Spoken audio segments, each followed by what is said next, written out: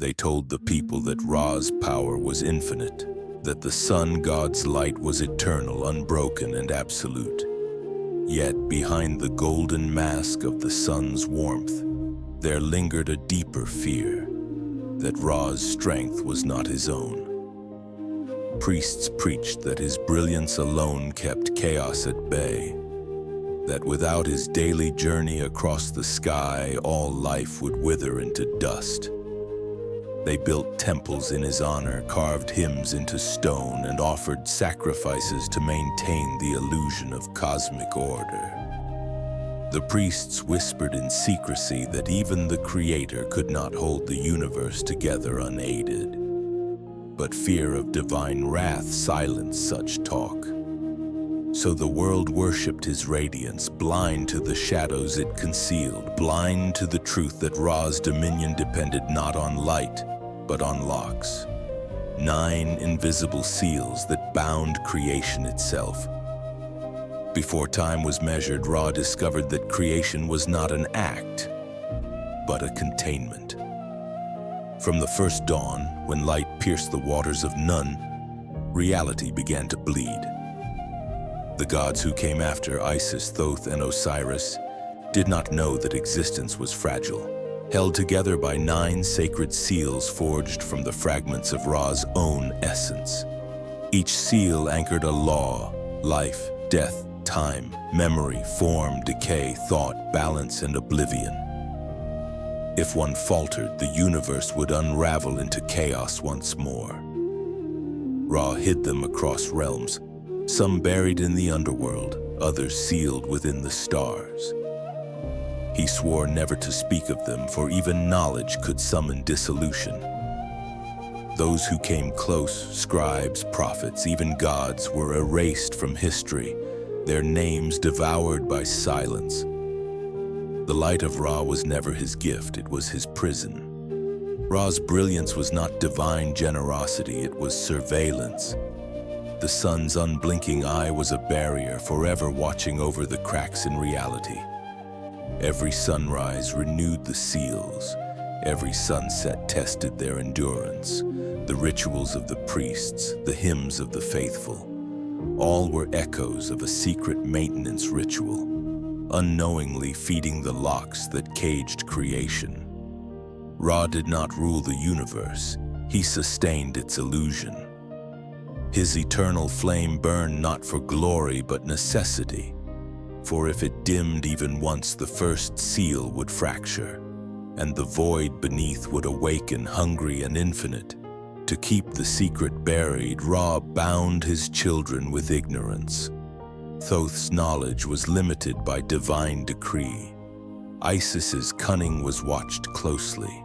Even Anubis, keeper of the dead, was forbidden to speak of the spaces between life and nothingness. The priests who suspected too much met quiet ends, vanished into the sands, their writings confiscated and rewritten as hymns. Ra's temples became vaults of deception, their walls painted with golden lies. When mortals asked about the sun's endless fire, the priests would smile and say it was the gift of life. None knew that each dawn cost Ra a fragment of his essence, a sacrifice to keep the seals unbroken. And when his strength waned, the stars flickered in sympathy. Tiny wounds in the body of creation. The lie that sustains gods mirrors the lie that sustains men.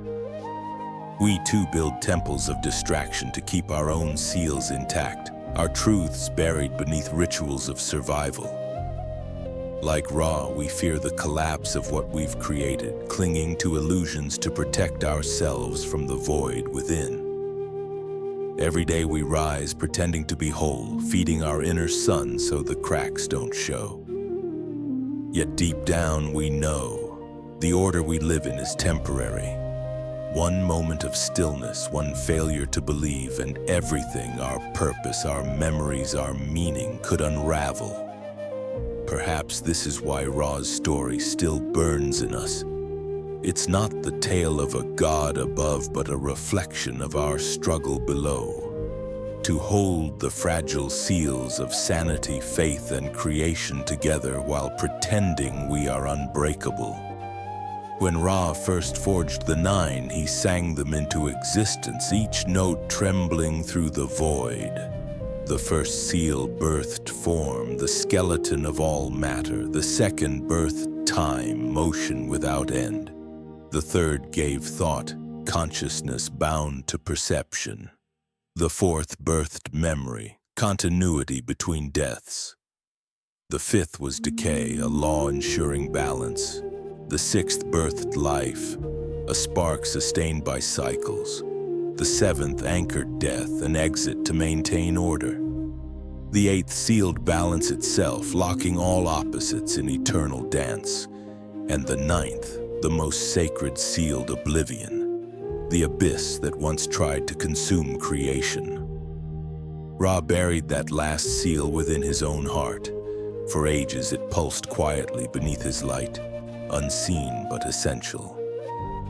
But as centuries passed, as belief waned and gods were forgotten, the seals began to hum again. The whispers of ancient priests spoke of tremors in the sun, faint distortions that even mortals could feel. Perhaps the 9 were weakening, or perhaps the god who forged them was fading into his own seal of oblivion. If Ra's 9 seals break, it is not the end of Egypt, it is the end of pattern. Matter would forget its shape, time would lose its flow, and thought would scatter into meaningless vibration. Even stars would scream as they folded inward. The gods would not die, they would dissolve, merging with the chaos that preceded them. Yet in that cosmic silence, creation might restart, a new order born from the ashes of Ra's failure. For every god that fears oblivion, the universe yearns for renewal. And perhaps that is the truest secret.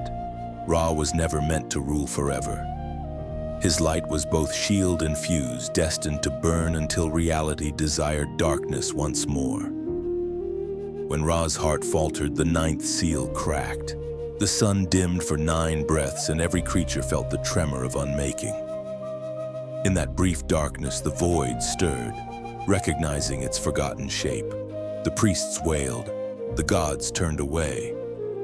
Ra's final act was to pour what remained of his essence into the seals, fusing himself with the laws he once commanded. His body perished, but the seals glowed anew, alive, eternal, and alone. The god of creation became the cage itself. The dawn returned, but the sun was different, quieter, colder. The priests said Ra had simply renewed his form. Yet in truth, the light was hollow. Every sunrise since carries not warmth but remembrance, the cost of creation and the silence of a god who became his own prison. When the seals hum again, remember this: creation is not a gift. It's a fragile bargain, signed in light, sealed in silence.